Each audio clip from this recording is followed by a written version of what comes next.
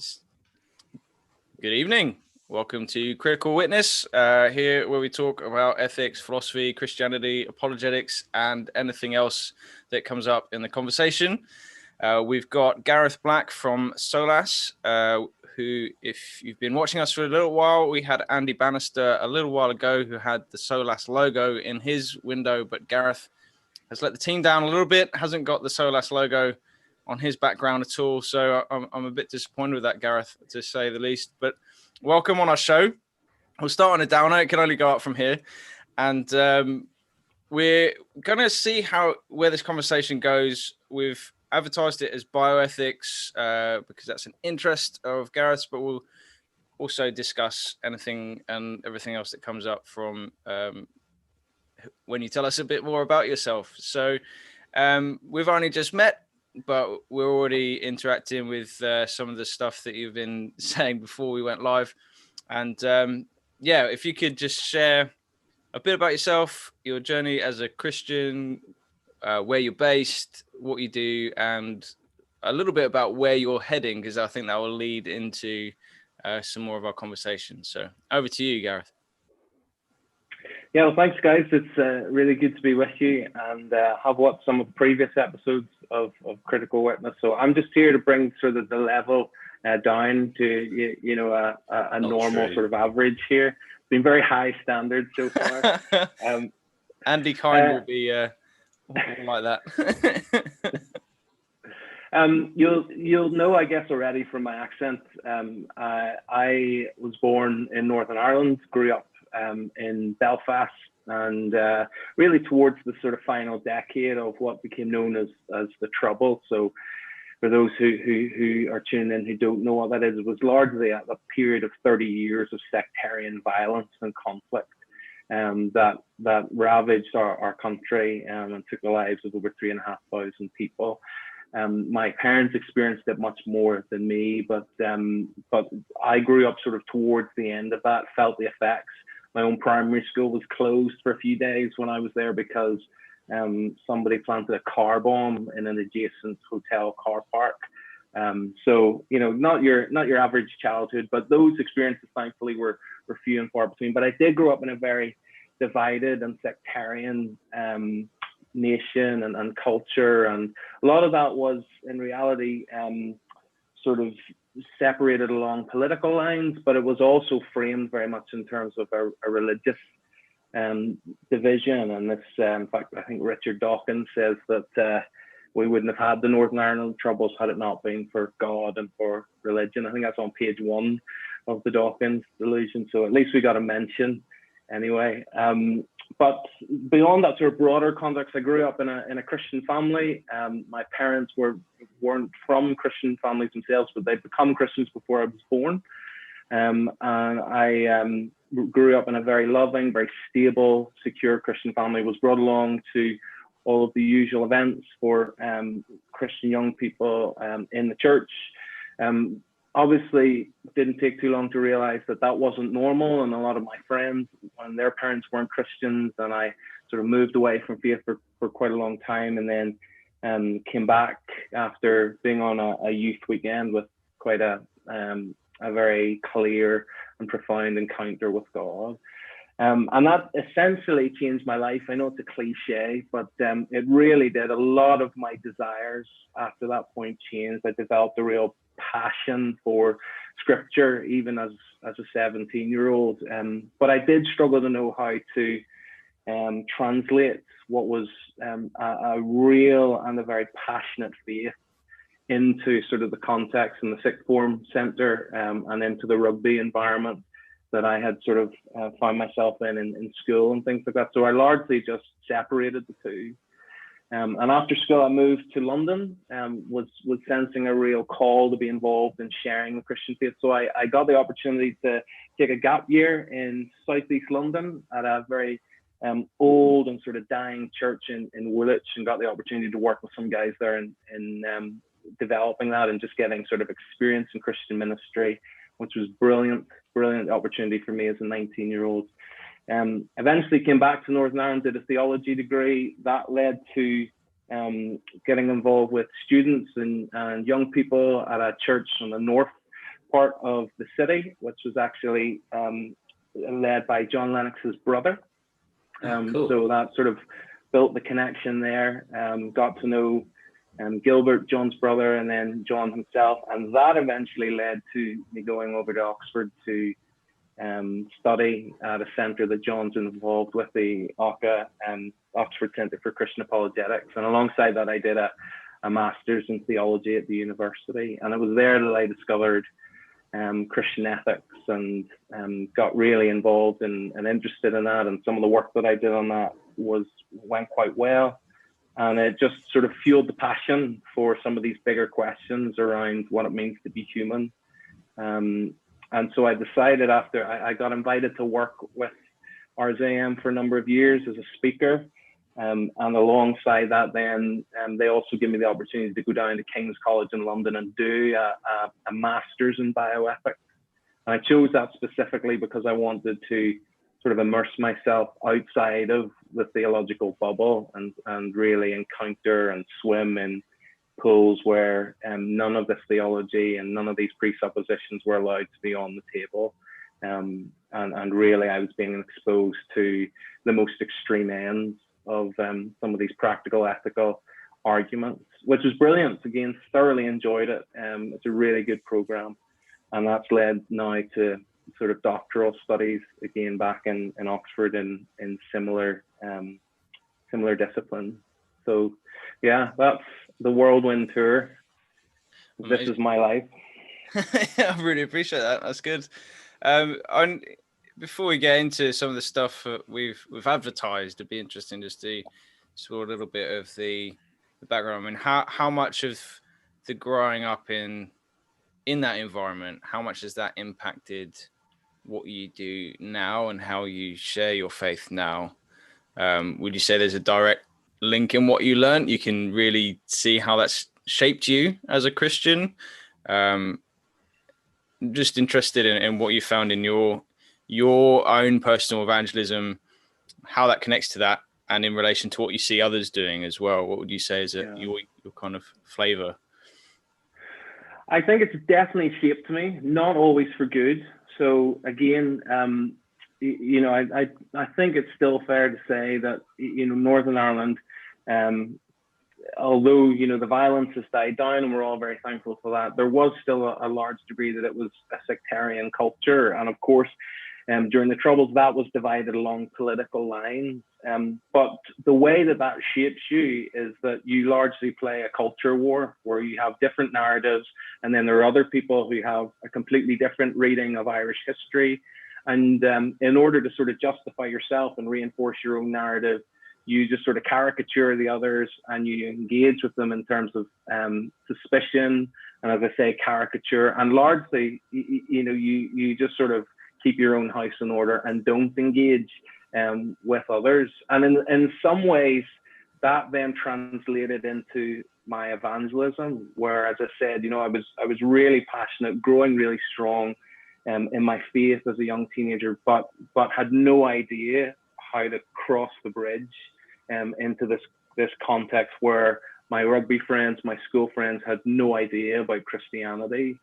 And a lot of my evangelism at that time sort of just took the form of sort of telling people, you know, what they needed to hear, and just sort of repeating the Christian rhetoric and kind of, you know, having nothing positive to say about culture, having a very sacred secular mindset in terms of, you know, the purposes of things. Christian ministry was the height, you know, and everything else was okay, but it, you know, there was, you know, the real thing was Christian ministry and that. And so I had no Christian perspective on doing stuff that wasn't either being a pastor or you know, being an evangelist or something like that.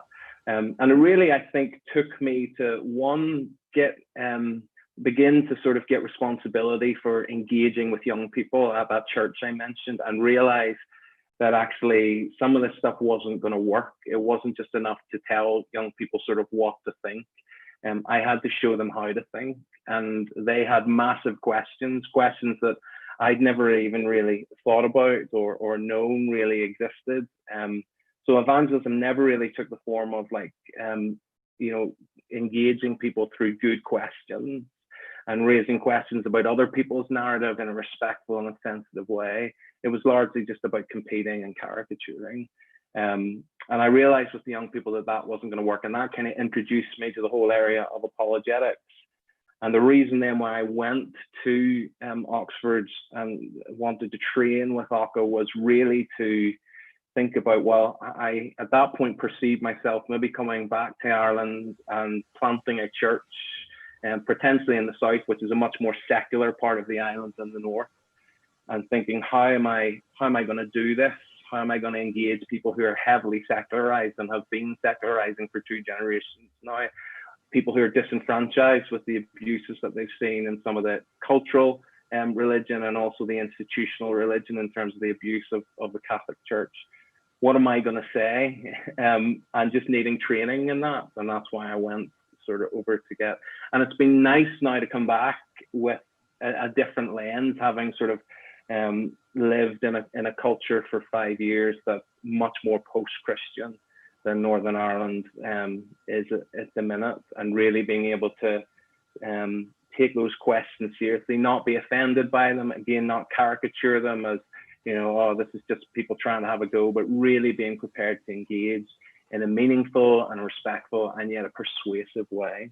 So yeah, it's been good and it's been bad. I do worry that with some of the real sort of spiritual climate change that's going on in Northern Ireland now, certainly even from an ethical point of view, I worry that this sectarian propensity that we have may begin to work itself out in the church, whereas either we just sort of privatize our faith in order to maintain it, or we get very politically active and try and change the culture and the legislation by activism. Rather than sort of finding that road of how to live in Babylon and yet, live for God and engage people in a good way. So, those are questions that I'm still wrestling with, but I'm finding that the experience that I've had is now really helping me to think through this in a better way, and also then help others who are asking major questions about how they live out their faith, how they communicate their faith in a very changing climate. Yeah, I think that sort of idea of when someone's asked you a question, the instinct to give an answer straight away rather than clarify and ask questions back, not to dodge, which sometimes it's what it looks like when it's in text form, but to definitely clarify and ask questions about the view behind the question sometimes can be really, really powerful and really helpful, and also really humbling because you want to hear the person and what they know before you kind of attack what you think is their view. So all that's really, really helpful anyway in any form of evangelism, to be prepared with good questions, not necessarily all the answers. I mean, well, that's a Christ-like approach, isn't it? I mean, Jesus was the master of asking questions for clarification and things like that. So it's got a rich tradition, isn't it? Yes. Don't necessarily make the most of that, but it's, like you said, clarifying and asking good questions of someone you're engaging with is just so important. It's so easy to misunderstand. Yeah, I mean, it's not particularly, you mentioned, Phil, about engaging with people via text, and I do think there's something particularly dehumanizing about engaging with people, or at least our propensity to dehumanize when we engage with people who we disagree with over social media. And the best of us do it because it is just text, and therefore it's abstract, and we can engage as critically and sometimes as disrespectfully as we want. It's very hard to do that when the person's in the room in front of you and you're talking to them. That's not to sort of discount any of the benefits of social media. I mean, we're on social media now, but it is to say that actually we need to be really careful, because it is so easy to disconnect people from their ideas, and a lot of these ideas come from people's personal experience and the way people have been shaped. And the only way that we're going to discover, the person behind the question as I think Jesus did so perfectly, was to really begin to get to know them, and the only way you can do that is by asking questions, And so this abstracting sort of how people think from who people are can be quite dangerous, I think, because people are more than just the sum of their ideas, and their ideas are often the flow, the downflow of other particular things that have gone on in their life and their experience. And in that sense, then, even if you answer the question in a perfectly coherent and rational way, you can completely miss the person. And in that sense, like, how well have you served them? But you guys know this.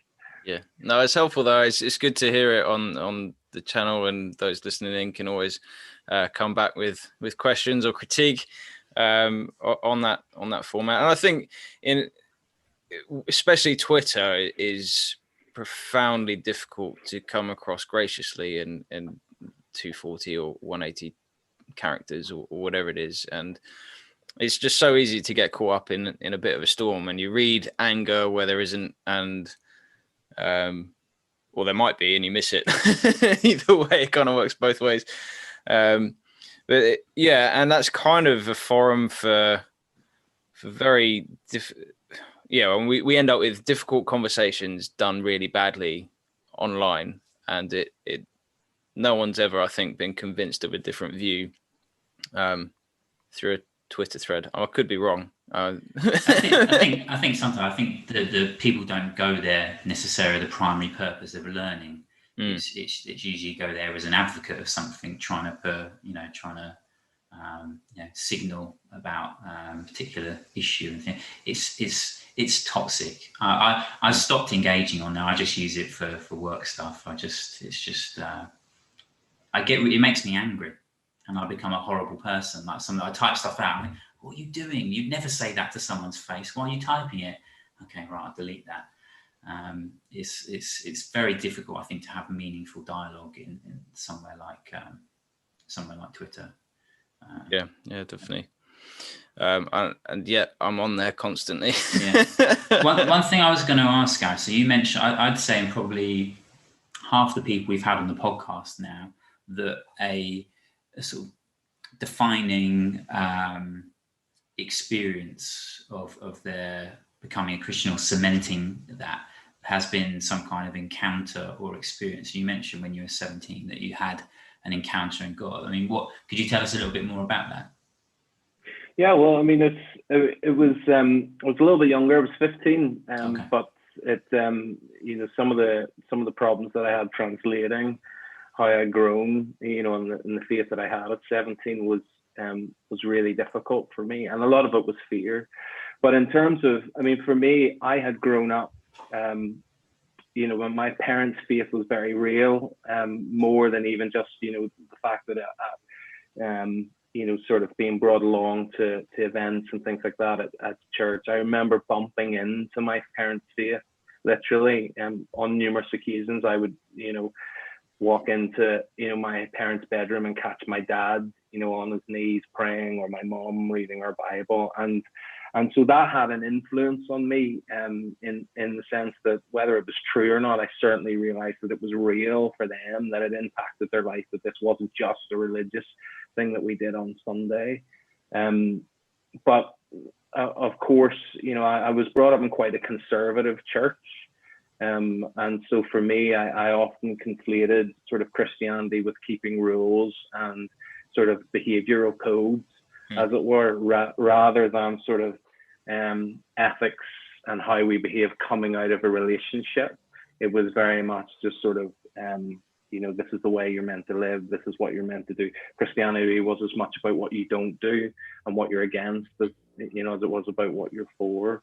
And so I became convinced that even if it was true, that it would ruin my life, and it might be good as an insurance policy when I die, but it would seriously limit the kind of life that I wanted to live. And then I'd sort of disconnected with youth ministries and things at church for a number of years, and was just bored and decided sort of last minute to attend a youth weekend. And similar, I think, to some of what your other guests have said. You know, it wasn't like an individual speaker who really, what they said caught me. I can't remember what was said, but I can remember just having, despite sort of having everything as a young man going for me and everything that I was made to believe as a young man would make me happy and fulfilled, there was a real existential emptiness there and a confusion. And I just knew on the Saturday night of that youth event that God was calling me home, that he was calling me to give my life to him, and that was the missing piece, as it were. You know, the Augustinian sort of heart restless till it finds its sort of peace in God, that kind of stuff. And so some of the leaders were getting together to pray in a room upstairs, and I just walked into it, and you know, unsolicited, nobody talked to me, just walked in and gave my life to Christ there, and literally knew at that moment something had profoundly changed. I can't explain it completely rationally, but I just knew that something dramatically had changed. I had been born again in that sense, and again that was tested and proved a lot in the ensuing months and years, because I developed my desires just totally changed. I developed a passion for studying the Bible relentlessly, you know, that I'd never ever had before. I was aware of, like, you know, things in my life that weren't right, that I'd never been aware of before, and then had a desire to change them and to put them right, you know. So I just knew that I was different, and that this was real. But at that stage, interestingly, a lot of that was an experience. I'd never been brought up in a context where my faith was to be cultivated in the soil of questions. And I can remember going into the sixth form one time, and a friend talking to me about Christianity and asking me questions like, you know, how are you convinced that the Bible is true when it's all this, you know, cobbled together work of sort of folklore, and questions about suffering, and questions about evolution, and a natural explanation for the origins of the universe.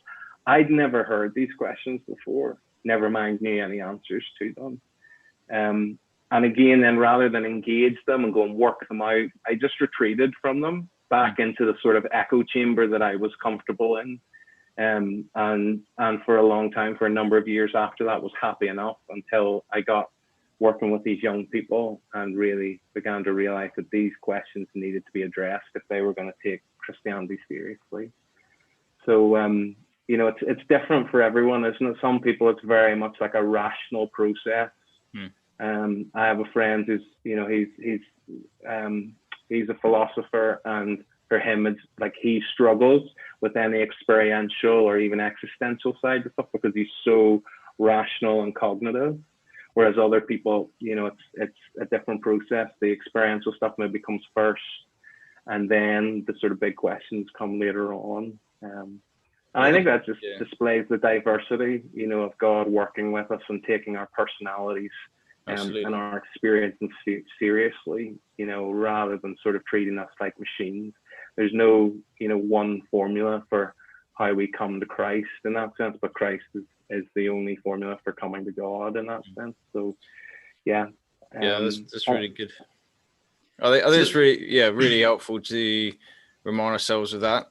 And that's partly why I like asking that question as the initial question anyway, because everyone's story is so different, and the way that God has revealed himself to each one of us is a good story, and it's another testimony of and witness of what God is doing in people's lives, and sets us off for where the conversation is going as well. Yeah, I was wondering just quickly, what is it you do with Solas now?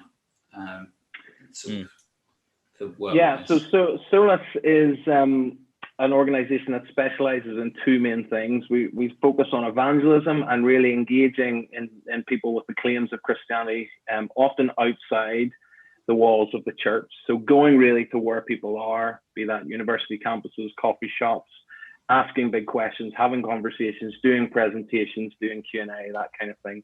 And then the other side of the coin is training Christians in how to meaningfully communicate their own faith in their own particular context.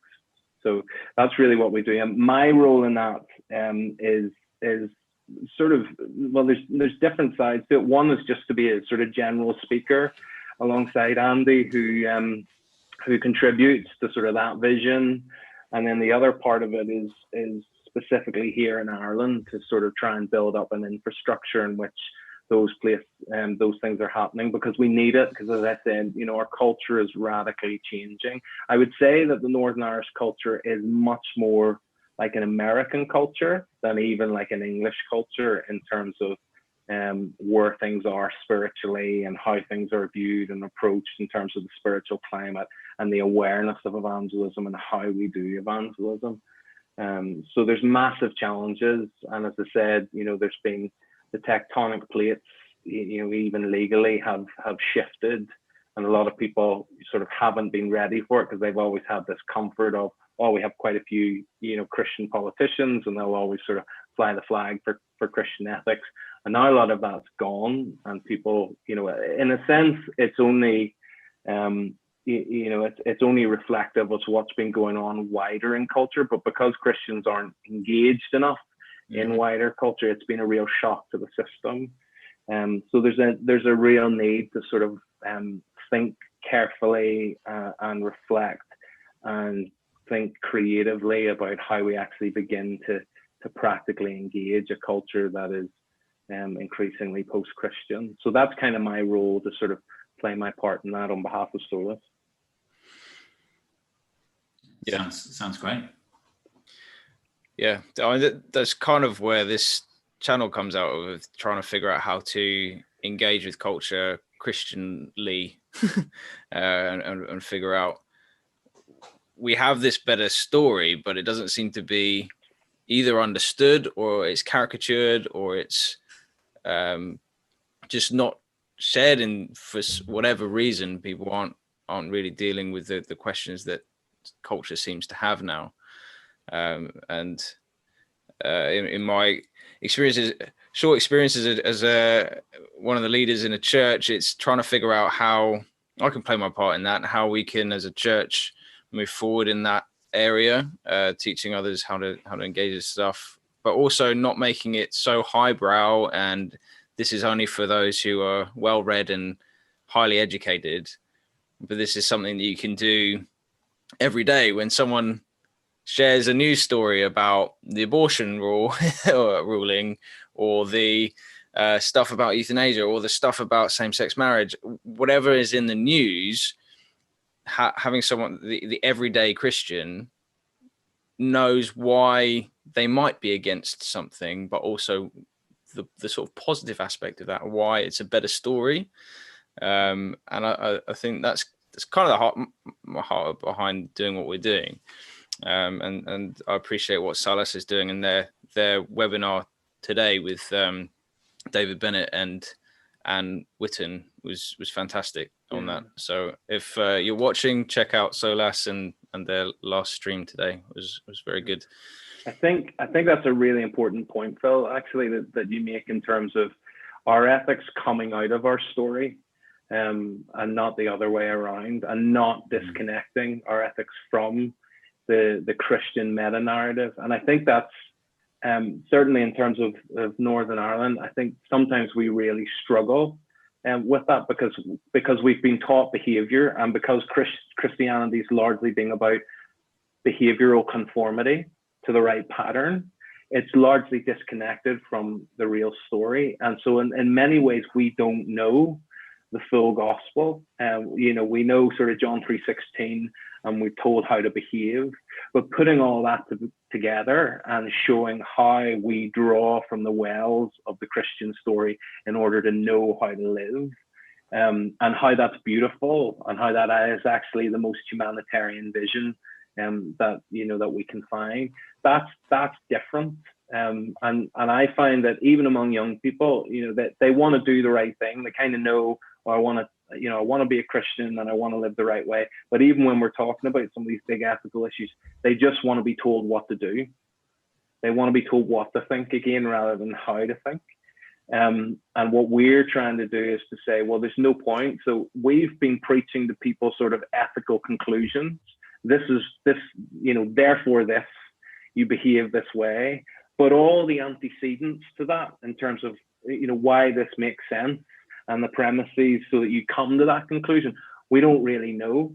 And of course, the problem with that is then, like, we don't know. Once you don't know, then you don't know how to communicate it to somebody who doesn't understand it and who totally disagrees with the conclusion.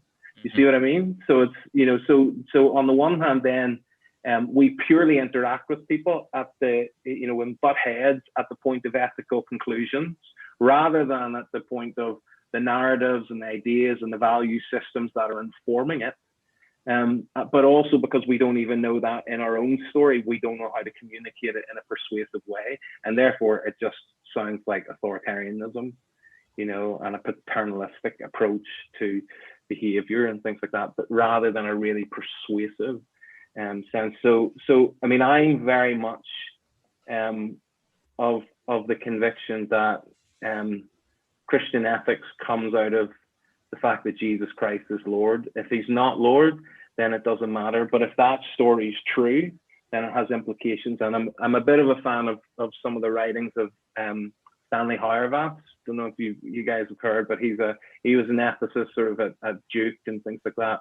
Some of his writings really helpful. But I love a quote that he says is that the role of the Christian ethic is to bring people back to their overarching story and help them in it to find the resources, the moral resources, to help them see what it means to be the people called Christian.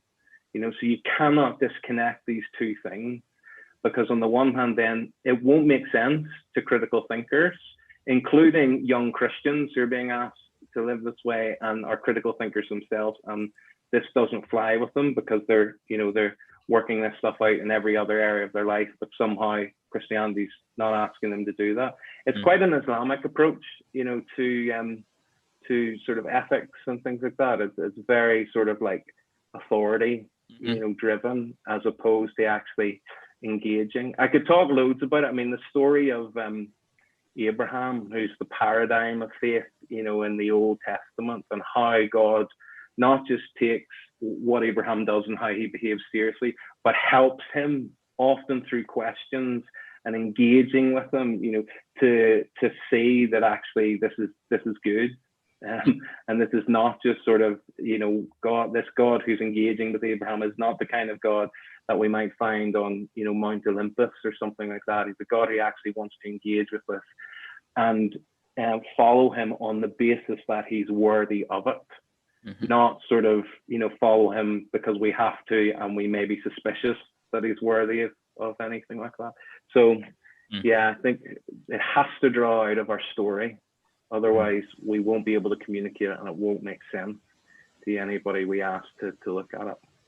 Yeah, I like that you brought up Stanley Hauerwas. I read his autobiography, is it Hannah's Story? I read, it was the first book of the year that I read and really enjoyed finding out more about him. Really interesting. I know he's had incredibly influential, probably the most influential Christian ethicist probably of the generation, really. I'd just be interested really, like how's Christian ethics kind of relevant today? We're largely secular culture. I know Northern Ireland's a little bit different, but at least over where the rest of the sort of the UK, what relevance does it have anymore? Yeah, I mean, I think for me, what's interesting about Christian ethics or ethics in general is this real question of what does it mean to be human? What does it mean why do our lives matter at all? Why does it matter that we live certain ways other than other ways? And what is the basis for that?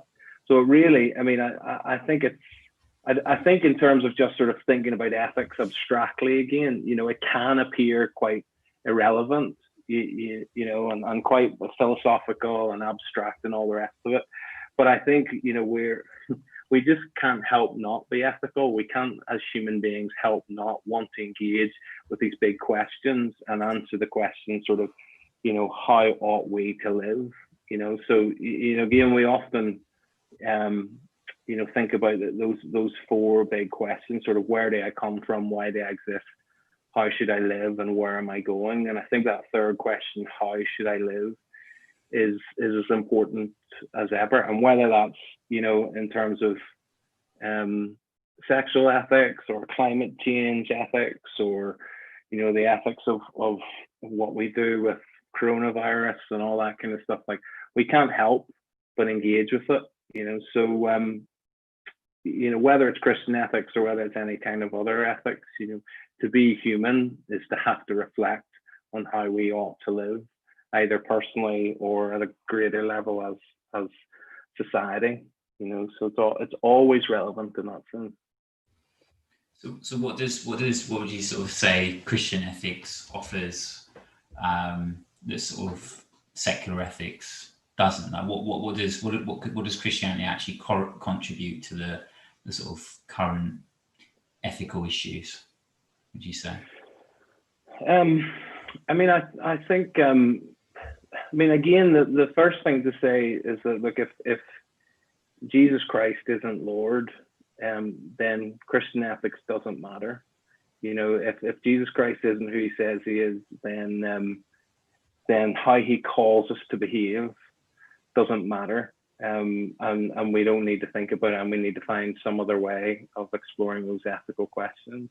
So it only matters if Jesus is who he says he is. Now, and in a sense, that's where I would want to start, even if we think about this evangelistically. We're often, I think, even as Christians, because we think about these issues and we read about these issues, they're often, we often have our ethical hobby horses that we like to get on, and then when we feel well read and we feel confident enough to engage, but we often start with other people at that place, of ethical sort of deliberation, and it's not always the best place to start. I can remember chatting to a girl about sexual ethics when I was on an events week with Oka in Cardiff.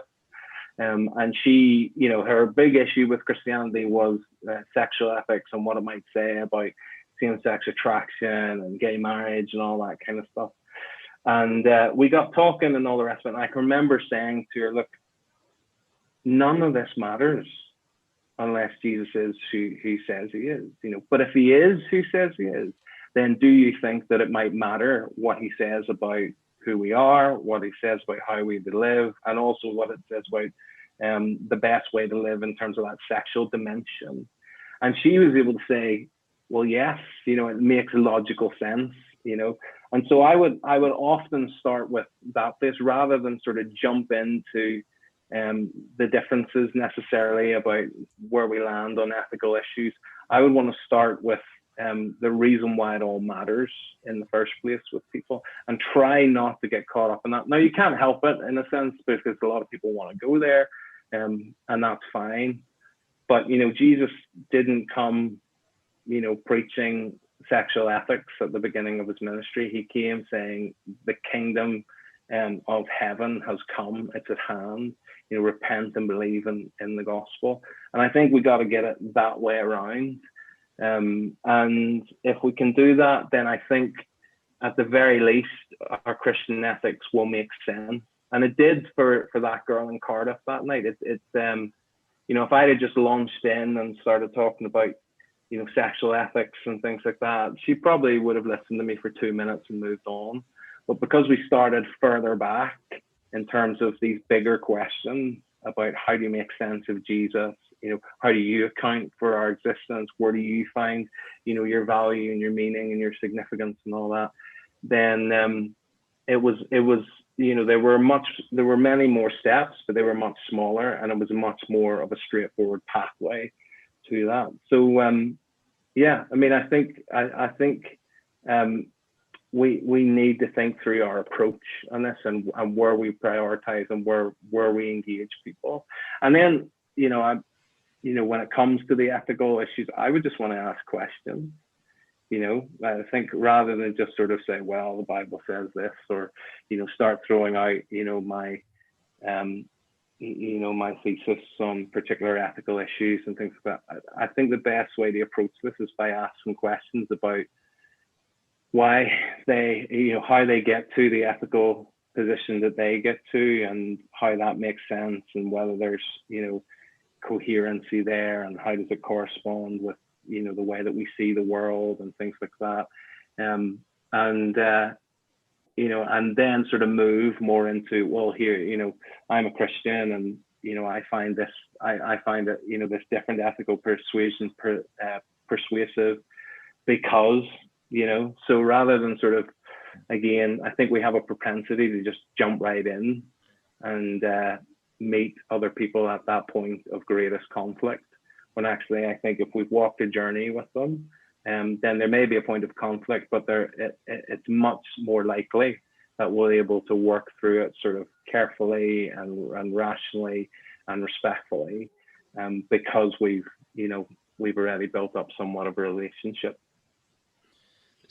Two sort of branches from that. I'm trying to figure out which one to come first, but there's an element of how you read the Bible in that.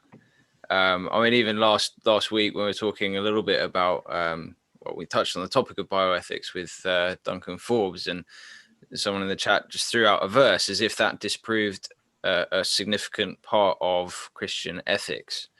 But that's often how Christian ethics have been done in the past. Is here's this Bible verse, the Bible says it, I believe it, therefore I'm against this. And again, it's such an overused word now, is narrative. Everyone's using that word, but it's important because of the way that the Bible works, this revelation of who God is from Genesis to Revelation.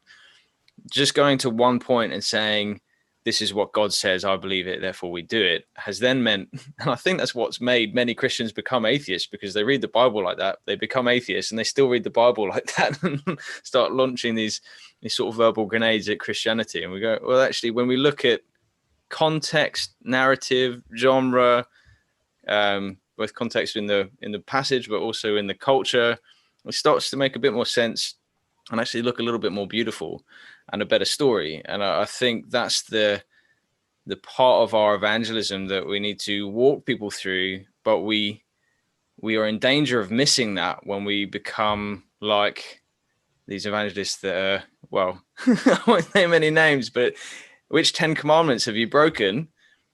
Well, therefore you've sinned. God is angry at sin. He sent Jesus to die.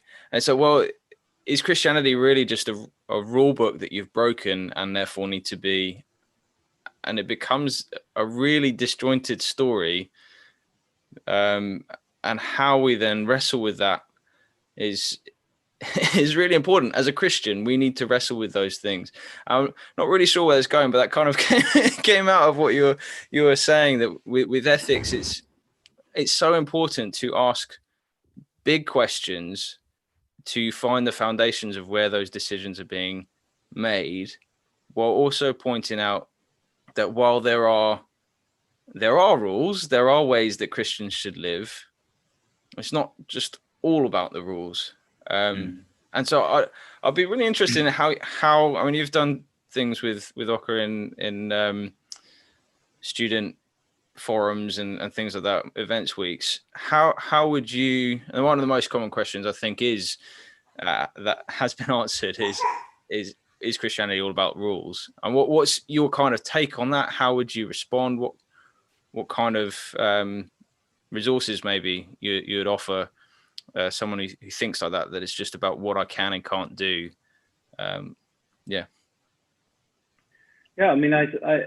For me, I love that kind of question because it connects so much with my story, and that is how I understood it. But I think you talked about, Phil, disconnecting ethics from our story, but I think even worse than that is disconnecting ethics from the person of God himself. God's not just a story, he's a person. And so much of, when we see both in the Old Testament and in the New, and I could give you examples from both, God invites us to take a look at who he is. He invites us to ask questions. He's not a God who's afraid of them. He's a God, as we spoke about earlier, who takes our personalities and our proclivities seriously, because he wants us to get to know him and to trust him on the basis of who he is, and therefore obey him on the basis of who he is, so that not only is our faith not blind, but our obedience is not blind either. I love that those passages in Revelation, where, you know, those great worship passages in Revelation 4 and 5, where you have, you know, people from every tribe and tongue and nation standing before the throne. And again, very significant, you know, because at the beginning of Revelation 4, we're invited into heaven. And all of those parts, Revelation 4 through to Revelation 7, is asking us to take a good and hard look at the throne. In other words, who is the one on the throne and what is the nature of his government? Because it doesn't really matter, you know, people can have all kinds of power, people can sit on thrones and be tyrants, they can be despots. You know, I think Christianity takes this really seriously. It's not just that we're to obey God purely because he is God, but we're to obey him on the basis of his character. And it's interesting that as that crowd stand around the throne and say, glory and honor, dominion and power, they freely give it. It's not on the basis of blindness, but it's in the basis of worthy are you, O Lord. And you can only know if somebody's worthy if you're prepared to take a good hard look at them and understand them and see how they react and see what kind of God they are. And that's why I think, you know, you mentioned narrative is such a cliche and is such a buzzword. Journey is such a cliche and such a buzzword, but it's really interesting to me that that's exactly both in the Old Testament and in the New Testament. We see God doing that. Jesus takes his disciples on a journey, and the first thing he says to them before he tells them how to live is to say, come and see. Come and observe my life, you know, come and see. In fact, Peter in his second letter says that we were called by his excellency and glory. In other words, there was a beauty about Jesus's character. There was a winsomeness about who he was and how he acted that attracted these men, different and hardened as some of them were, that attracted to him. There was a real virtue about who he was that won them over and made them want to live that way as well.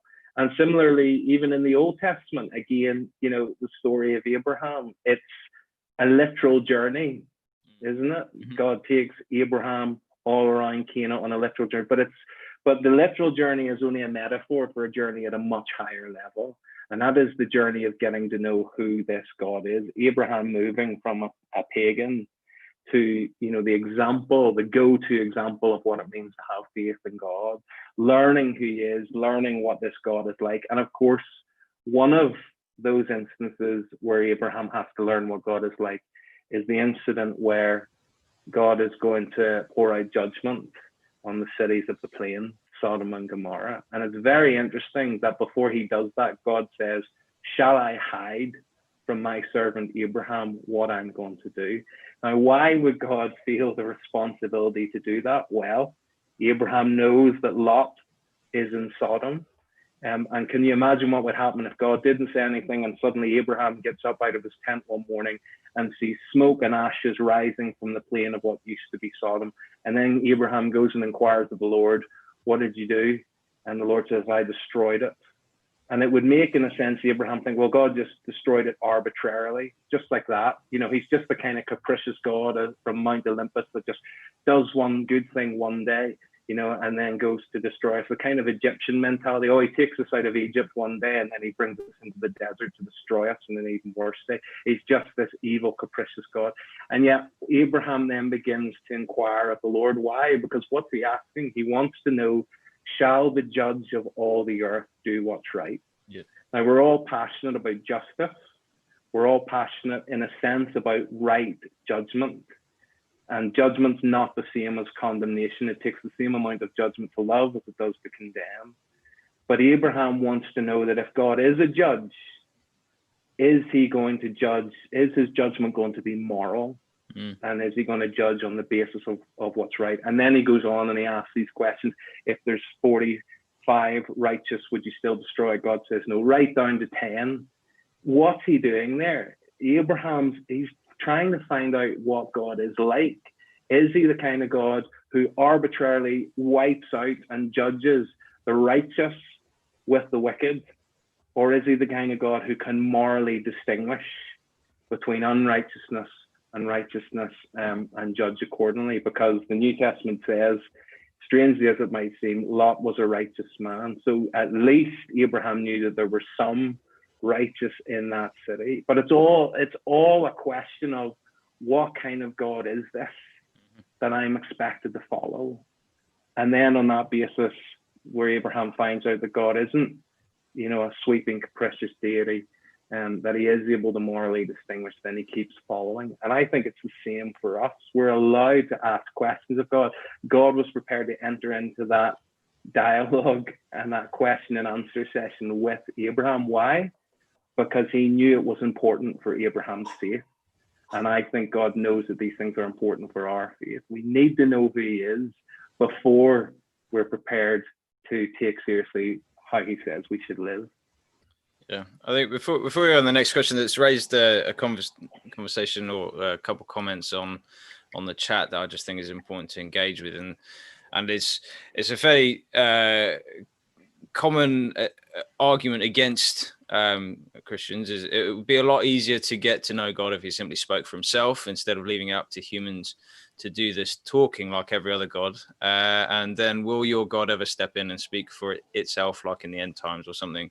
And my response would be, well, that's why we're discussing the Bible, is because God has spoken.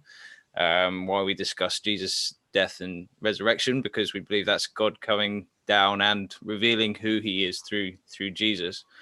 But I think there's quite a shorthand response, and I don't want to respond too flippantly, but just in your and Dan, you might have a response as well. Is there anything more that you'd say to that question? Will your God step in and speak for themselves?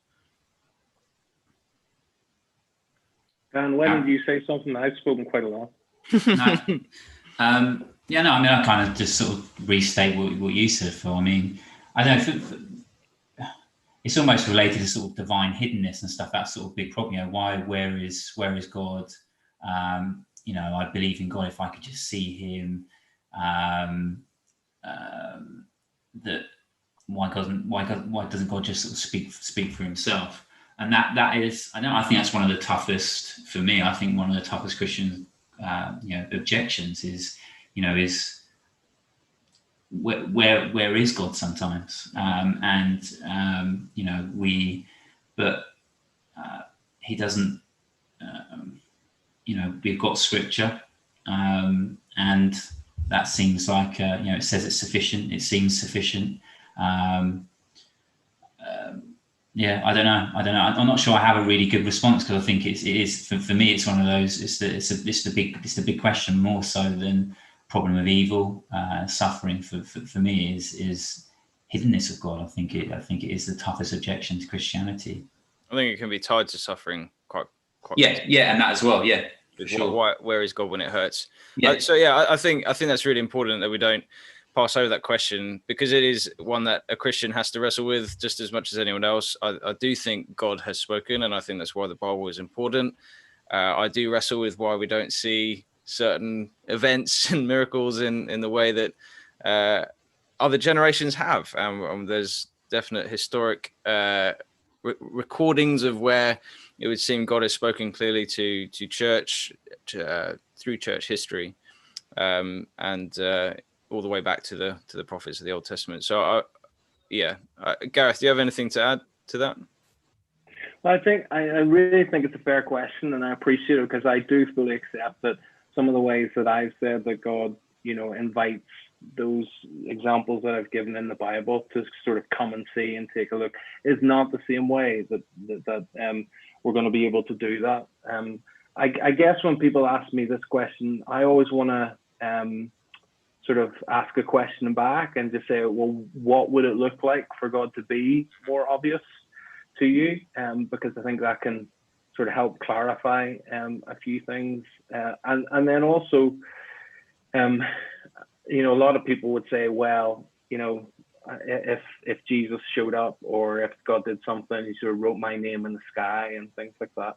And I think in some ways, yes, that could certainly be helpful. But again, remember that some of these things have happened, and people still have trusted. You know, a lot of, you know, many people in Jesus's lifetime, they saw the miracles, they heard his teaching, they had access at similar levels that many of the disciples had, and that wasn't enough. They still rejected him and put him on a cross. So this assumption that as long as God would just give this certain kind of evidence, then that will be enough, is not always necessarily true. Mm-hmm. And the other issue, I think, is the question of why God's not necessarily as obvious as we might think is because of the nature of the relationship that he wants for us. Because, you know, God could just appear now, and yes, you know, we would be so overwhelmed and so, you know, in a sense, you know, overcome, you know, because of our distinction from him in terms of our ontology. He's so far removed from us that, yes, in a sense, we might suddenly, you know, bow and relate to him as creator, but God's not interested just in us relating to him as creator. He's interested in us relating to him as children. And that's a very different process. Mm-hmm. You know, so you can get a lot of people to relate to certain things just, you know, again, just out of fear and just out of not having an opportunity to do otherwise. I think it's actually a dignifying thing that God doesn't do that he doesn't override our freedom. He doesn't override our personality by just showing up, but he actually invites us to explore. Now, the question is whether you take seriously, you know, the Bible and certainly the New Testament as evidence that you can come and see and explore the life and the character of Jesus, not in the same physical way, but certainly in an observational way that the disciples did as well. And I think that's why the Gospels were written, to invite us to do that and to have a historical record. It's certainly the reason why it's being preserved. And it's one of the reasons why we have 4 Gospels and not just one, because this is central to what Christianity is all about. But ultimately, you know, God wants us to relate to him as children who know who he is, who trust him, and on that basis shape our lives accordingly. Mm-hmm. So, you know, I've done we do little short answers to big questions, little videos on the Solas website, and I've recently done one on why is God not more obvious. So if you want to check that out, that might be helpful. It's only 5 minutes, but it's probably more succinct and coherent than I can be just off the top of my head at this point.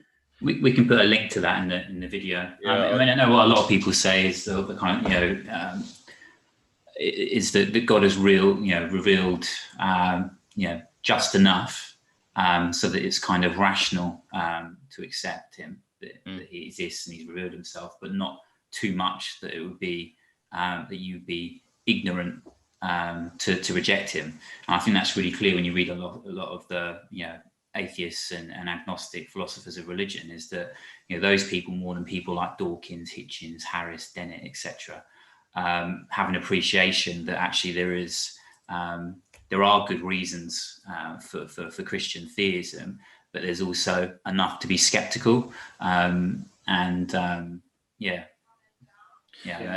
I often ask the question, you know, like, and again, I think this will help us realize how serious we actually are about this question. So granted that we may not have the physical evidence of being able to observe God physically or hear him audibly the way Abraham could, but that's not to say that those are only certain kinds of evidence. You know, Jesus said, blessed are those who have not seen and believed. And of course, people say, oh, there you go, it's blind faith. Well, it's not blind faith, because seeing is only one particular kind of evidence.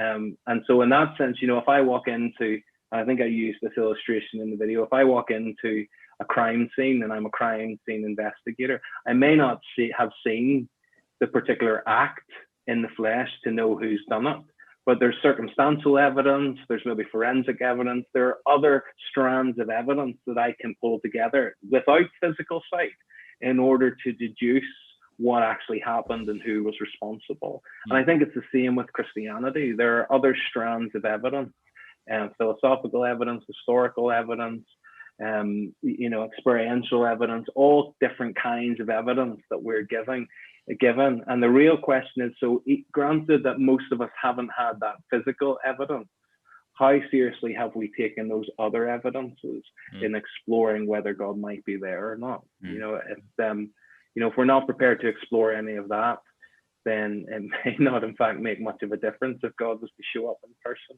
Yeah. I mean, sorry, just going to say a little bit on that. Just in the Gospels, when you were talking, I made note of it. You were just saying that they saw his excellency and beauty, and I found that interesting because I've given a Gospel to a close friend of mine who's not a Christian at all, and the first comment he made from the first couple chapters was, I just can't understand why they follow him. Why do they give up everything and follow him? Like, I don't know if I'd be able to do that. And that's a significant thing. Like, why on earth have they done that? But what I also know is the Gospels are very good at showing the different responses people have throughout Jesus's ministry. So you have the disciples who do give up everything and follow, but you also have the 9 out of 10 lepers who have received a physical healing that makes them clean, allowed to be back in society, a significant major thing from exile and outcast to included into your community again because of a miracle, and yet you didn't acknowledge who Jesus was.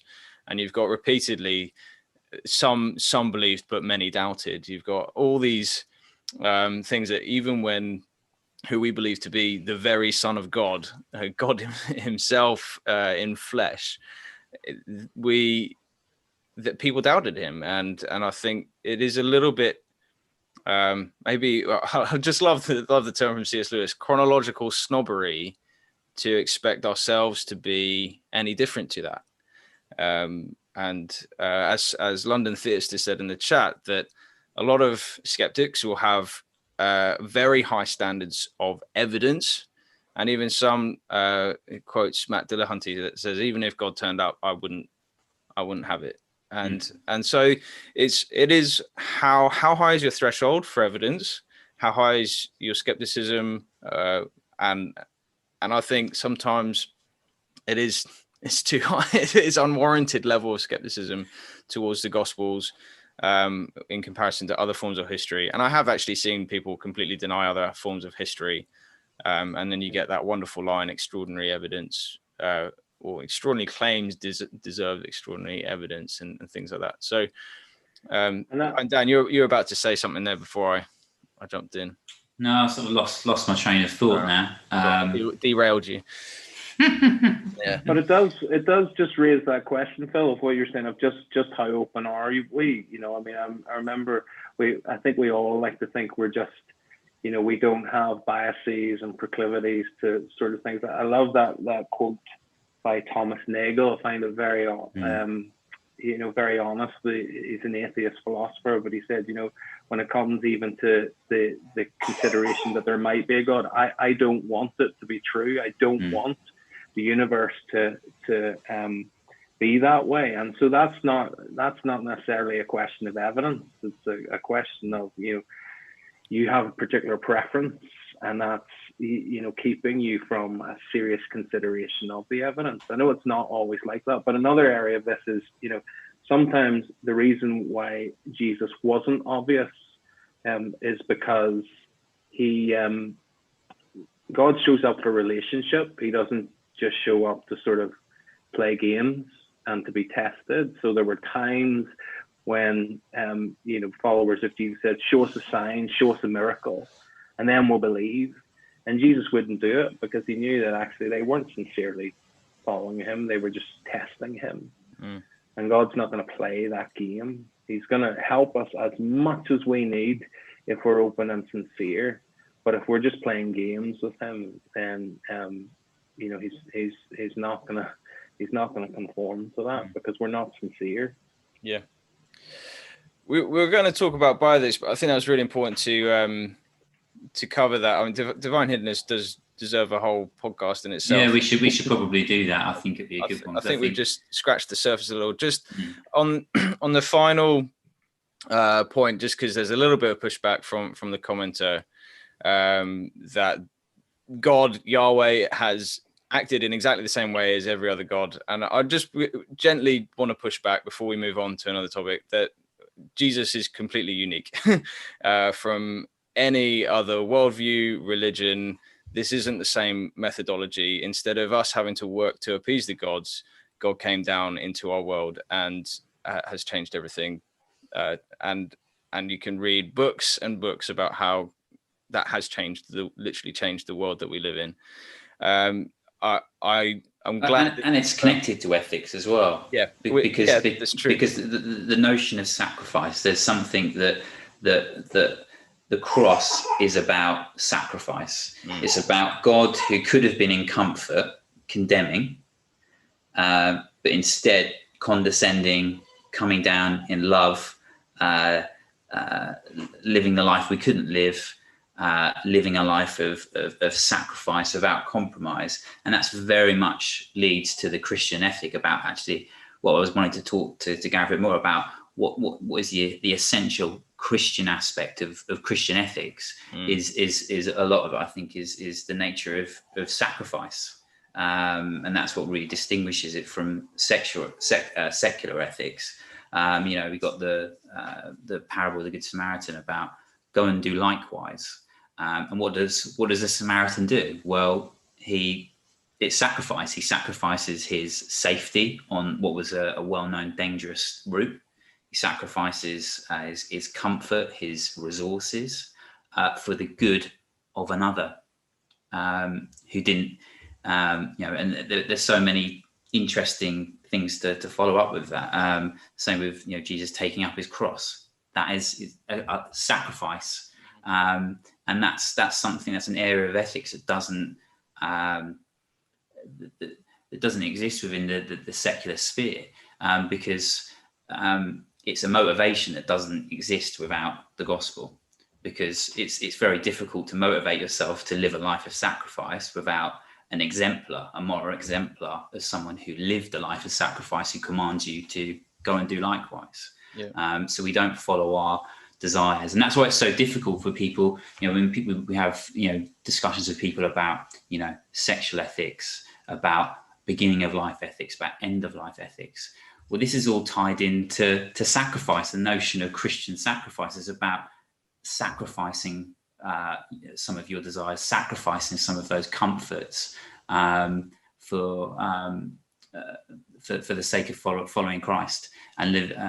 So I'd love to hear Gareth sort of maybe discuss a little bit more about that. But that's what I think it's important to distinguish about what's actually unique about Christian ethics. What about the different motivating factors that drive our kind of moral conclusions and moral thought and discussion.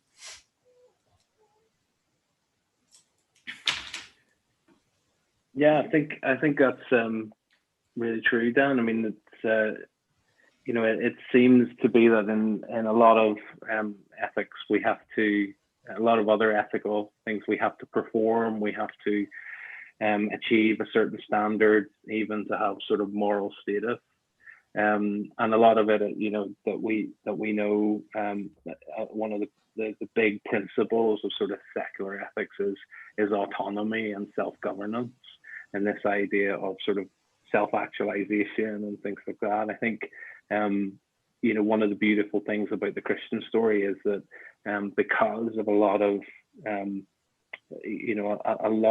the basis for our dignity and value and meaning and identity that we find in Christianity being outside of ourselves, both in terms of the fact that in terms of being in relationship with God, I think that gives us a basis for being sacrificial and being altruistic. I'm not saying that only Christians can be altruistic, but there's a real basis for it. I mean, one of my areas of interest is end of life ethics, and of course, we've got euthanasia, we've got physician assisted suicide. They're two slightly different things, but one of my areas of interest is how existential experiences lead people to make moral decisions at the end of life. So what I'm thinking about is there's a philosopher called Ronald Dworkin who basically says that all of our lives, we have individuals have what he calls critical interests.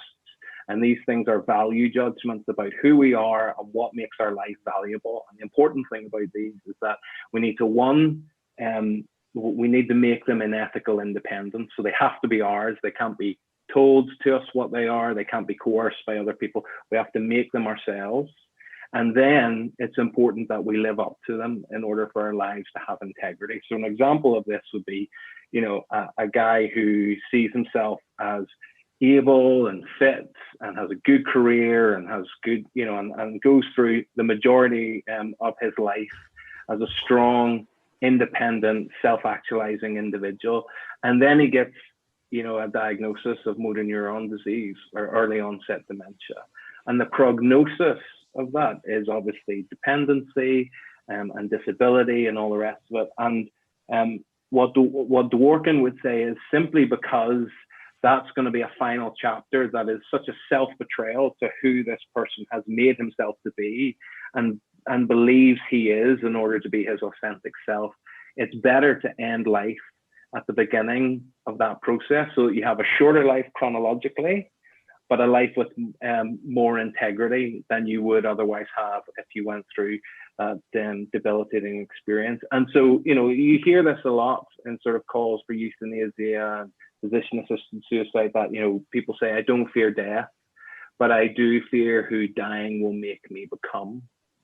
And in that sense, I find the Christian story more persuasive on the one hand, because, if your value and your meaning and your identity is purely in your own hands, and you have to self-actualize it, that's a very unstable place to put those things. It's a very unstable place to have that level, to base your significance and your value and all the rest of it, because life is unpredictable, life is fragile, and these kinds of things happen.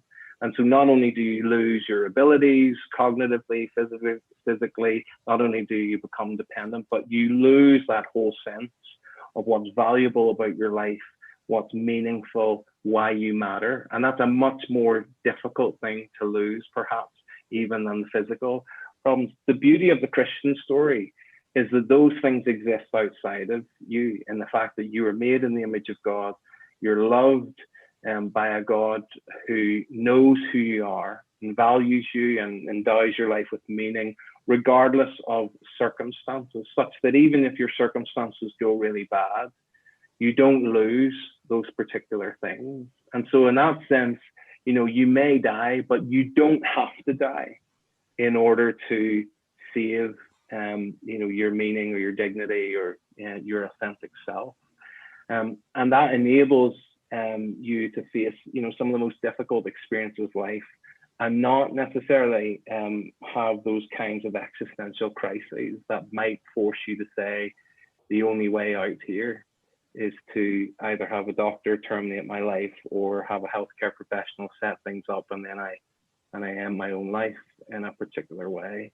And it also values the whole role of Christian community, that it allows others, to care for you, and it allows you to be dependent without losing any of your worth or your value. So that's just one place in which I find like the Christian story really persuasive. And obviously and if that's true, then it works out in the decisions, the ethical decisions we make at some of our most vulnerable and difficult moments in life. Yeah, there's a question that could take us down a different route, but I think it's really important to sort of think it through. So that if we have it'd be just interesting to sort of lay out where you see, before we go down this one route, what are the different secular perspectives? Because there must be more, surely there's more than one. I mean, probably the most common response from at least a Christian perspective of secular societies, well, if there's no God, then all you've got is utility, and that's the atheist perspective. And I don't want to straw man one position and say that's everyone's idea, but what are the sort of different views? If we've got the Christian perspective of your life matters because God has made you, and you're made in his image. He loves you no matter where you're at with your identity right now. What are the secular perspectives that go against that? Well, I think you highlight one of the main ones. I mean, the other sort of ethical framework is sort of consequentialism, you know, in the sense that the consequences of a particular action, you know, if they're beneficial, therefore they justify doing it, you know. So, and put it crudely, in a sense, some of the ends, you know, justify the means. Whatever the outcome is, therefore it's right. And an element of that is this utilitarianism, you know, that actually whatever provides the most sort of happiness, and it generally is happiness and well-being that people mean, whatever provides that for them is the best thing, the most amount of good for the most amount of people. You know, you've also got like the whole virtue ethics side of things, as opposed to, you know, whether a particular ethical action is, regardless of the outcomes of it, whether the act itself is a virtuous thing to do. And some people will go down that line, and, you know, there's elements of that connect with Christianity as well, but it's not strictly a Christian position. So there are, you know, that's just a few, but a lot of it just sort of boils back down to this question of you know, what is a human being, and where does the value of life come from? And what gives a person moral status such that it matters what we do to them. And those are really, you know, those are really contested spaces. Yeah. And a lot of the secular answers to that will be radically different to obviously the Christian one. Yeah, there's like you were saying, in regards to, I think autonomy seems to be the driving factor. It's sort of you know, I get to dictate how I live. I also get to dictate how I die, and no one gets to tell me, you know, what I can or can't do in terms of you know, those stages of my life. And you get people like James Rachel who will talk about, you know, distinguish between sort of biological life and biographical life, and it's another dualism. I've not come across that, but he's and there's other things. I mean, the consequential sort of utilitarian sort of view is quite interesting, because when it talks about maximizing you know, utility, whether we take that to mean happiness, pleasure, well-being, etc., and you know, minimizing bad consequences, well, it's really interesting, because you've got sort of immediate consequences, but you also got long-term consequences, and one of there's an unknowability to those. So if you've got things going on, like in situations in sort of the Netherlands and Belgium, where they've had euthanasia sort of legalized for a while now, and the sort of discussions they're having, because it's, so say for us, so like if we say tomorrow they legalize euthanasia, okay, but a lot of people would have grown up in a cultural context where we would have known something different. Yeah, so we would have known that actually there are hospices, that dying with dignity doesn't have to be mean getting sort of put down like a pet, you know, a sick pet cat or dog or something like that. We would have known something different. But what's interesting, then have the next generation of people who come through who only know that.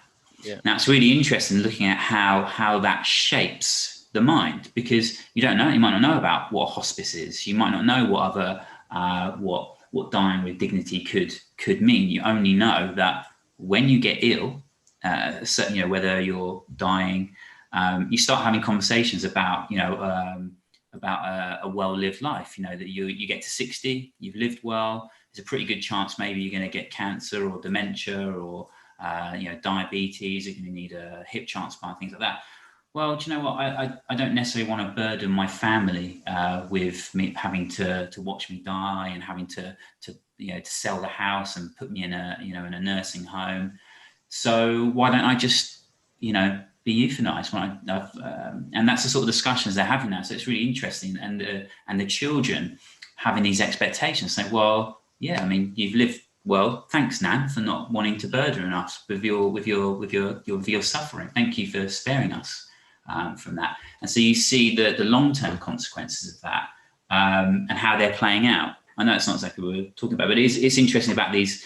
You've got those immediate consequences. Yeah, that individual can choose to die, but there are all the implications of and the discussions that develop from that a generation later. And it's going to be interesting where they're going. They're having some very interesting conversations because why does it have to be terminal illness? Why does the suffering have to be terminal? Why can't if you've got certain mental illness that's making life difficult, you go blind in one eye, you have to have a leg or arm amputated, you can't, or you're in a wheelchair and you can't do the things you want to do. They're not terminal, but they do significantly affect your well-being. And so it's interesting, if it's just down to autonomy, why not use your autonomy to choose to be euthanized or put down for that kind of thing? So it's just interesting. I just thought the utilitarianism thing is just interesting because I said there's short, medium, and long-term implications for that don't get factored into the sort of utilitarian calculus. That must then also have implications of on the other end of life. Also impacts this conversation in some ways. Just thinking of how we view disability, and I can't seem to separate the two in my own mind. Of if you are talking about disability as a life-ending scenario, no matter what the disability might be, if it changes your identity in such a way that you think ending life is the solution, then why at 60? Why not at 2? The lines of what and that's one of my issues of looking at ideas of utility and secular views of ethics. I really wrestle with that. I can't figure out that. All the lines just seem arbitrary to me. Yeah, they are. Well, they're all linked. I mean, the way that you try and win the debate on euthanasia, trying to get it legal, is to focus on the fact you're only dealing with terminal illness, and you're trying to respect people's autonomy, which in a liberal democracy, sort of liberalism, a key component of that is individual autonomy.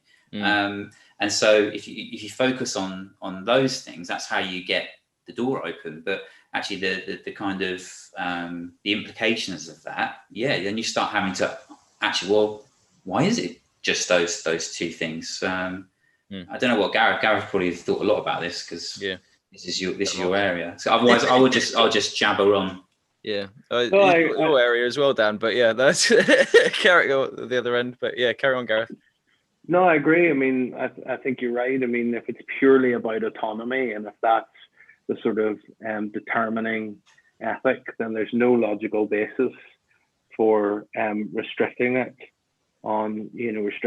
to terminal illness, as Dan says, restricting it to a competent adult, or the fact that it has to be voluntary, or it has to be, physician-assisted suicide rather than euthanasia. And in fact, in the Netherlands and Belgium, where euthanasia has been legal for a while, 16 to 18-year-olds can request euthanasia, and parents have to be consulted, but they can't veto.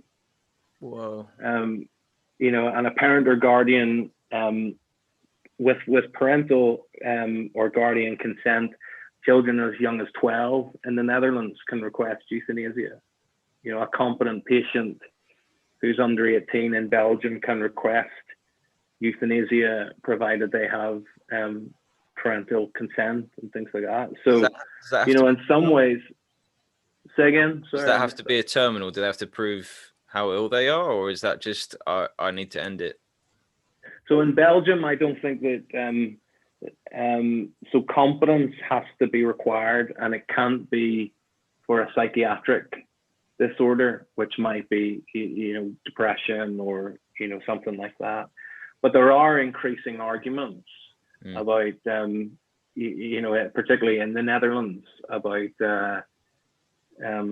about this whole threshold, and where, you know, if it's purely about autonomy and the right to self-governance, then this threshold about adulthood and competency and, you know, the level of suffering or the kind of suffering, it can't hold. You know, I have a friend who wrote her dissertation, you know, at King's on a bill that was going through the Dutch Parliament on basically euthanasia for a completed life. In other words, you didn't have to be terminally ill, you didn't have to have anything necessarily wrong with you. All you had to do was feel that your life has reached its conclusion, even if, you know, you still biologically could last 20, 30 years. You know, that those could be legitimate grounds for euthanasia. Now, it's not legal itself, but it just shows you know, where this can go. And I know, like, a lot of secular ethicists hate slippery slope arguments, which is where, you know, we kind of are at the minute. But at the end of the day, there is evidence that some of these things do end up on a slippery slope. So yeah, well, when there's clear evidence it's a slippery slope, it's pretty hard to deny it. So, you know, I think 10 years ago that would have held more weight. You know, people are, you know, a lot of criticism of people saying it's a slippery slope. But when you know, when you keep hearing these advances and the door just opening wider and wider, it's very hard to interpret that as anything but a slippery slope, because this is exactly what we said. If you focus on individual autonomy and that and suffering, the natural progression is for always humans to push that door further and further, because there'll always be, well, okay, well, you know, you're not quite there, but you're close. Okay, well, once you've accepted that and you're a little bit closer, it's like, well, there's these other situations, there's other persons in this situation, and that's also very, okay, well, let's allow for that. And it very quickly, you know, the goalposts change. Well, not quickly, but I think, you know, there's people with HIV diagnoses, people with cancer, people who've lost their sight, who've managed to get permission to be euthanized. And I don't know, I think we'd all find that pretty horrific. So what's the how do we deal with that? I mean, from a Christian perspective, because yes. Go on. Sorry, just while you're asking that question, just linked in with a question. So I think where you're going is, how do we respond? But there's a sort of just final logical conclusion of that. Is someone asked about Peter Singer's views on bioethics, and I think he's as far as you can go following down that slope. There's nothing significant enough that distinguishes us between animals, any animal. So we might as well just treat our, if I've got that right, and that then allows us basically to think, well, if they're suffering, we should be humane in the sense that we're humane to pets. Is that, I might be caricaturing because I haven't read too much of his stuff, but I'm interested in the Christian response to that extreme, but also how do we show human life has value when someone doesn't hold the same foundation as we do? Sorry, I didn't mean to interrupt you now. No, Dan, did you want to say something? No, you go for it. I can follow on. No, I mean, well, Peter Singer is, you know, is one of the most famous practical ethicists of, you know, the last 30 years. But he does, you know, he's famous or infamous in some circles because he does hold some extreme views. And again, it all comes back to this question of the value of life. So, you know, whether that's at the beginning of life or at the end of life, many secular ethicists, and Peter Singer especially, would say that, you know, there is a particular threshold that you have to graduate to. There's certain criteria and certain capacities that you need to have in order to become a person. Right. And personhood is the real thing. So it's not about being human. It's about being a person. It's not about, you know, being a human being. It's about having moral status, and you only have moral status if you're a person. So early embryos and things like that, they're very human, but they don't have moral status because, you know, according to Peter Singer's criteria, they're not persons. And different ethicists land on different places. So Peter Singer would when it comes to personism, he would sort of set the criteria probably in terms of sort of self-consciousness or self-awareness, which is actually, I mean, that's pretty late after birth, which is why I get in, so much trouble at times, because he has theoretically said that, there's no, if this is where personhood comes in, then there's no moral distinction between aborting a fetus that's in the womb and aborting, a neonate in that sense, because it still doesn't have personhood. And so in that sense, it doesn't have, moral status. Now, obviously, most people would be horrified at that, and they certainly were. But it just shows you where that logic gets. One of my associate professors at King's is a guy called John Harris, who wrote a book on, the value of life. And John Harris would say that, he would define person as a creature capable of valuing its own existence. And so if a person isn't capable of valuing their own existence, i.e., again, I would imagine it would go right up to, a neonate at the beginning of life, or a dementia patient, or somebody who doesn't have the cognitive ability to recognize and communicate their own value, then they don't have personhood. Yeah. Oh, and that's that word communicate. I'm just trying to figure out how you even recognize if someone's self-aware if they can't communicate. Like, it seems mad to me, some of the criteria that it's set. But yeah, sorry, I interrupted again. Yeah, I mean, there's hugely high thresholds, but he would also then say, if somebody wants to end their life by euthanasia because they don't value it, then we don't do them a harm in killing them, because they don't, they are a being who's capable of valuing their existence, but they don't value it. So we don't take from them anything that they want or that they value. So we don't harm them. Now I remember talking to him about this and saying, yeah, but what that doesn't seem to understand is that we're also, in a social context, we're beings that cannot just sort of, value ourselves, but we're also beings that can recognize value in other people. And is that of any moral significance? Because obviously, the whole point of, a really early, a baby in the womb, or a young baby, or even somebody with dementia is, we recognize their value as a moral community, even if they either don't have the capacity or find themselves in such a dark place that they don't recognize it themselves. And so we feel their loss, if somebody has the tragedy of a miscarriage, or we lose someone who may have lost their cognitive faculties long ago, because dementia process is on average 8 years. We feel that sense of loss, and in a sense, in some ways, we have been harmed as a moral community, even if that person can't recognize. So I think this radical individualism that is at the heart of a lot of these ethics, I think is unrealistic, and it's quite implausible, because we're more interconnected as a people than we often like to think. Those factors don't seem to come into play at any point when it comes to some of these other ethical positions. It seems to be that the ultimate ethic is just sort of the self-made man, self-determining their own decisions. But no one is an island. Yeah, John Locke said. I quite like reading Peter Singer. He's probably one of my, not favourite because I agree with his views, but one of my favourite secular ethicists to read, because of how consistent he is, and I like that, especially as a Christian, he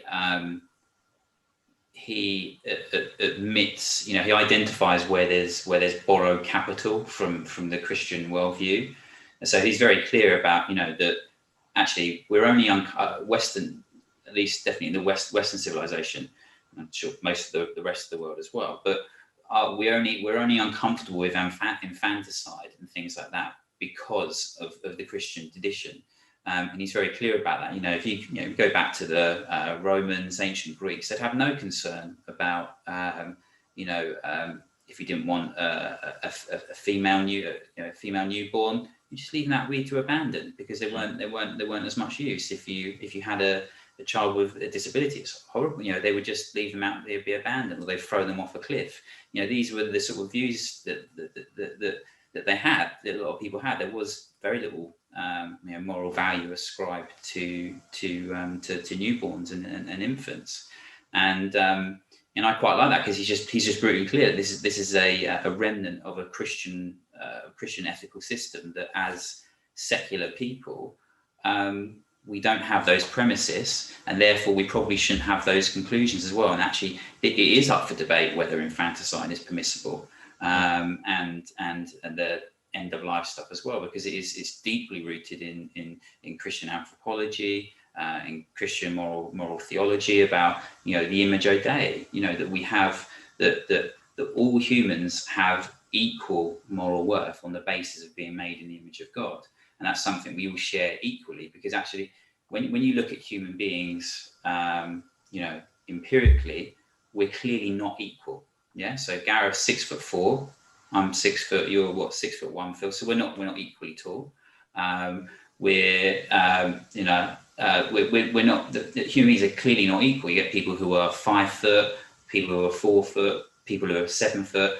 You get people who are more intelligent, people who are just kinder people. You get people who have more athletic ability. So we're clearly not equal. Some people are abled, some are disabled. So we're not equal in that sense. But it's the Christian worldview that says no, you may not be equal in function, but you're equal in worth.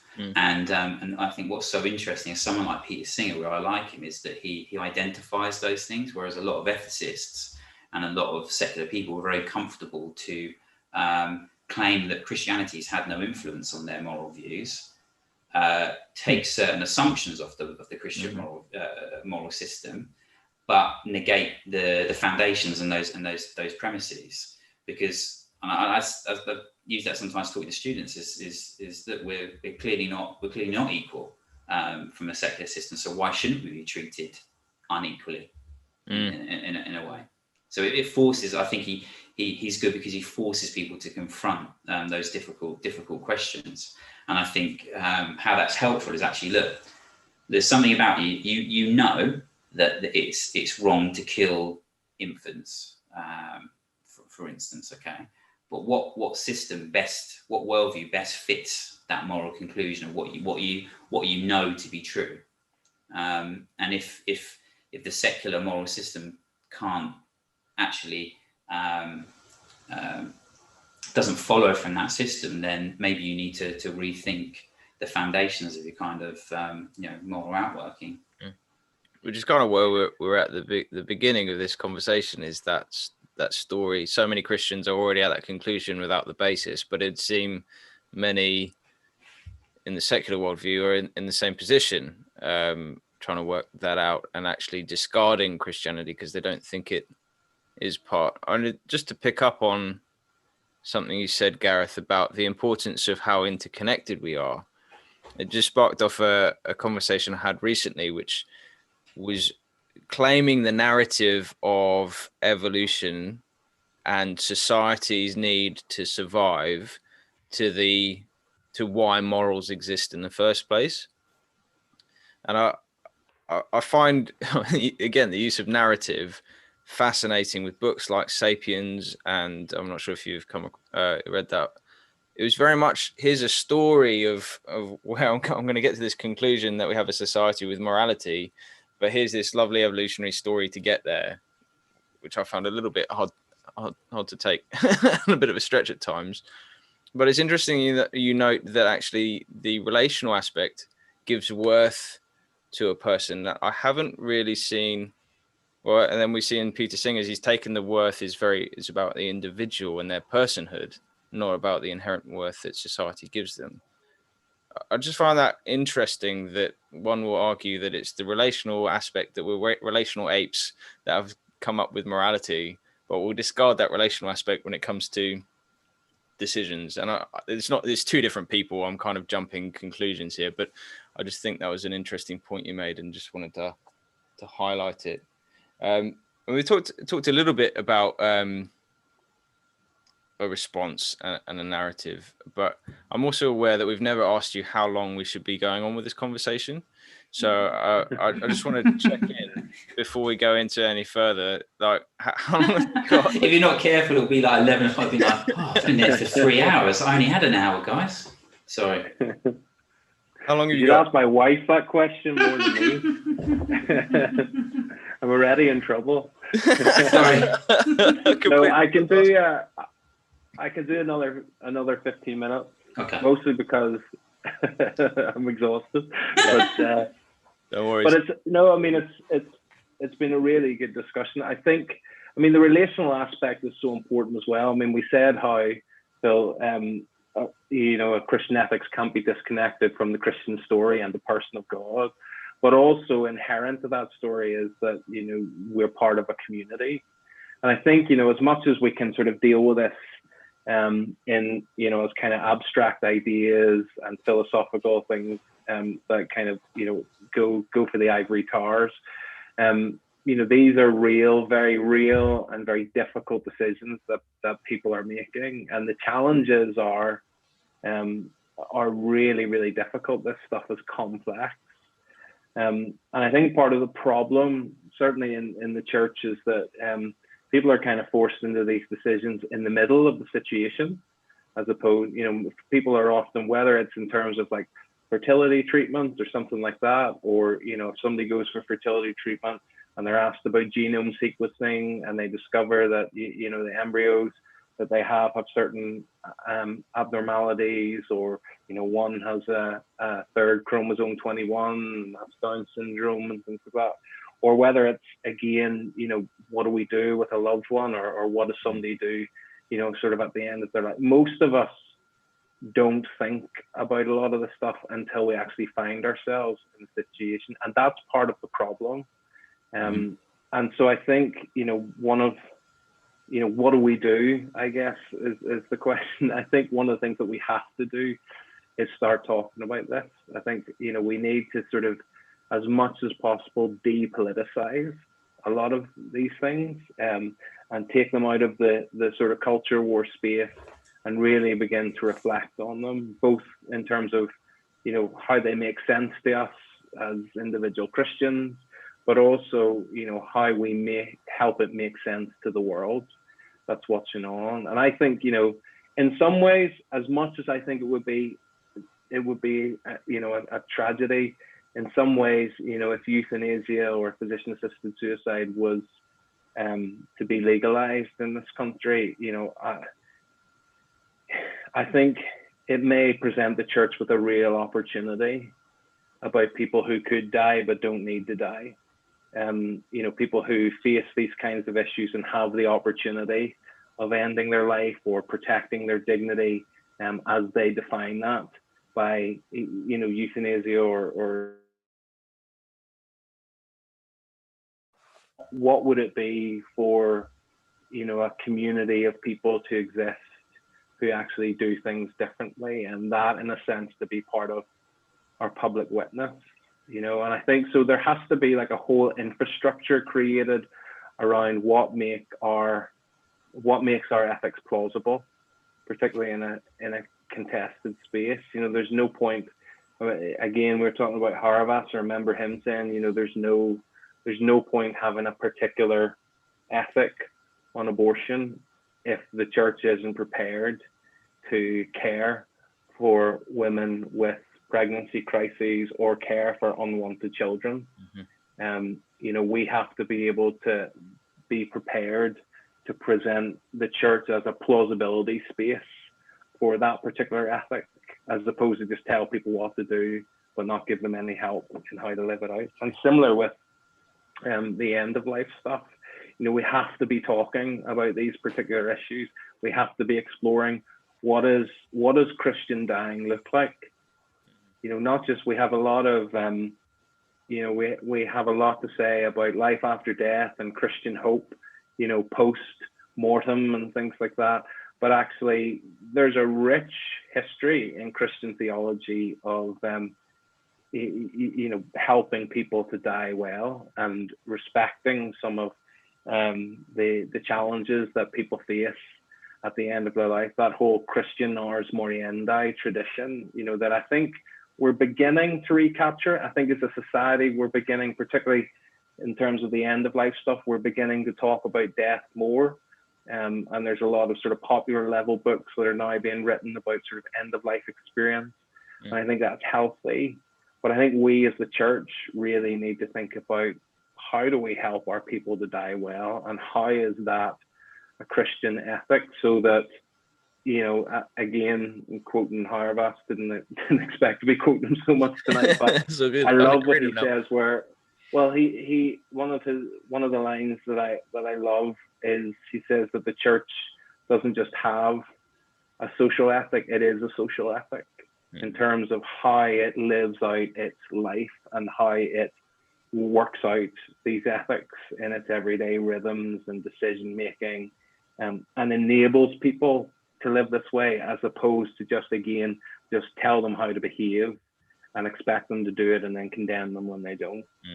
You know, so that's, you know, we got to be interconnected in that sense as well, helping each other reflect, work out what this looks like, being creative, so that we know how to do this stuff well, and do it publicly as well, so that the church can see an alternative story, and believe that, you know, for people made in the image of God, that will connect with not just a Christian vision, but the most humanitarian, moral vision that is on offer in the world. That's a fairly natural place to go to segue into our last question, I guess. But there's a really important aspect to think through. In the ancient world, you'd know when someone has committed infanticide, because from what I hear, because I'm not a historian, they would literally be on the street or cast out, and you could pick up a child and therefore take care of it. That if we don't have it that openly, like it's been shifted to a point of behind closed doors, in a closed off space, that even praying outside of it might get you into trouble. So I guess as you say, the creativity needed for the church to live out a model where someone who knows that they've done something wrong will still be welcomed and loved and cared for, and walking that journey towards the cross together. And I think the church has been so vocal about what is wrong in society. We've not modeled how to love despite that brokenness, and I think that's a real important place to go. Before we go into the last question, Dan, do you have any other thoughts? No. It's good. I've loved chatting to Gareth, and it's. I wanted to get on to. We'll have to get you back to talk about moral enhancement and the Christian kind of view of moral enhancement, because I've never actually. It'd be nice to. I don't know if I've ever spoken to another Christian about moral enhancement and the kind of issues that's going to raise in the future about, how we can end up in this sort of even more of a tiered society where we've got, people who've been physically, cognitively, morally enhanced, and Christians are saying, no, I'm not. We're not going to do that, and we're kind of like, I don't know. It'd just be interesting, the rich and the poor and the implications for that. So maybe we'll have to get you back another time. You're happy to just talk about. And we'll keep it to like an hour this time. I can't remember the time. I looked at the clock. I was like, "Oh, it's 10 to 10." I think Gareth probably was only meant to stay for an hour. So maybe we just do like an hour talking about moral enhancement and how that fits into the Christian worldview and the challenges that's going to bring with us, in the future. I think it'll be really interesting. Yeah, I mean, I wrote my dissertation for King's. On the whole question of human enhancement and genome editing, and some of the argument that this is a new eugenics. But yeah, I mean, I think I would need some form of human enhancement in order to start talking about that tonight. You and me both. And that's why we'll do it for a separate time. Let's do that, split it in. But Phil, you made a very important point just about, like, I think we need to realize people make ethical decisions based on the options that they think they have. you know. And when people think that they're only a limited set of options, you know, somebody in a pregnancy crisis or something like that finds themselves in a, you know, particular set of options. And no, like genetic counseling and you know, it's meant to be non-directive, but there are all kinds of ways in which, you know, they can be subtly directive. And a lot of the language that's used and how these things are communicated are very, very important. They have framing effects about, you know, and then people make decisions based on that. And I just wonder if the church could become a space where we offer an alternative option and it's real and people know about it. What would that mean for the decisions that people make? It may well mean that they don't have to make the decision that they otherwise thought they would have. But it really takes the church, as you say, to step up and take this stuff seriously and do exactly what Phil was talking about, sacrifice. We have to sacrifice, you know, our own comforts. We have to sacrifice our own sort of the idealization of sort of the model family, and even in a sense the nuclear family, and realize that the primary family in the New Testament is the church itself, not the nuclear family. And what does that look like in terms of how we care for the vulnerable and the weak and the disabled, and those who don't qualify for personhood according to some of these other thresholds, but we can recognize it and we can award value because we have a basis for doing so, because God has done exactly that for us, you know, through the person of Jesus. I mean, there's everything in us to disqualify us in terms of acceptance with God, and yet God came to us and became human. What more value could be given to human life than for God to become human himself? But also beyond that, to accept us and to engage us and invite us into relationship with him. You know, when we were without strength, as the New Testament puts it, and that gives us a basis for caring and loving and engaging with those at the beginning of life, you know, in between, or certainly at the end of life, who are without strength. Because we do not engage with them purely on the basis of their utility or competency or anything else, but simply because of who they are, you know. So cool. Sorry, Dan. I was going to say we're going to have our last two quick questions, and then we're going to let you go. We're feeling especially bad now. Sorry to your wife. So if you could just say maybe 2 or 3 people that Christians might not know about, that you think they should look into and listen to, and maybe just a couple of books that you think people listening, maybe especially related to this, you know, some of the themes that we've kind of touched on today, that people might want to read. Yeah, I mean, so one of the most helpful Christian writers on some of these issues that I find is John Wyatt. So he's a clinician actually himself, more than an ethicist, but he's written a great book called Matters of Life and Death. Actually, I think it's on my shelf somewhere. John's great. Very, very helpful. He's written a number. So Matters of Life and Death is kind of his first book that kind of covers the beginning of life, the end of life, but he's also written more specific books on sort of end of life and things like that. So he would be great. Other thinkers, I guess, might be helpful. I mean, I always I really enjoyed Nigel Bigger's book on this. It's called Aiming to Kill. I think he takes a really healthy approach to this question. It's a little bit older now. It's about 20 years old, but his book is really helpful, and he's sort of the head of the faculty that I'm part of at Oxford as well. He's a top dog. Yeah, he's a really, really great thinker.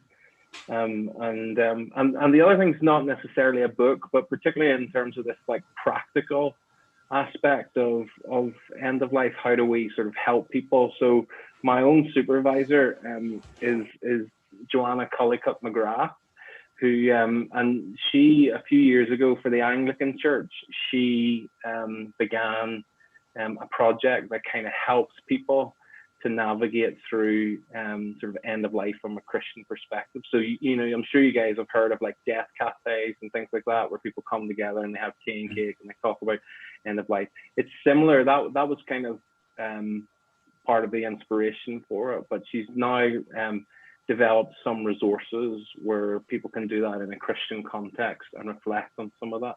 So I think the website is deathandlifeproject.com.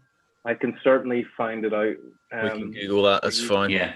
No, have you come across Gilbert Mailänder, the Lutheran bioethicist? I think his book I read sort of several years ago as an introduction to Christian bioethics.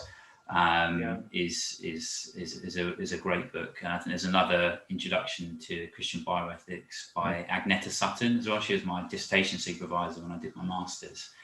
She's Roman Catholic, but they're the two kind of books of Christian bioethics I always recommend people read. And I think Gilbert Mailänder, there's just a new edition's just come out this year or the end of last year as well, which anyone listening, I would recommend get hold of that as well.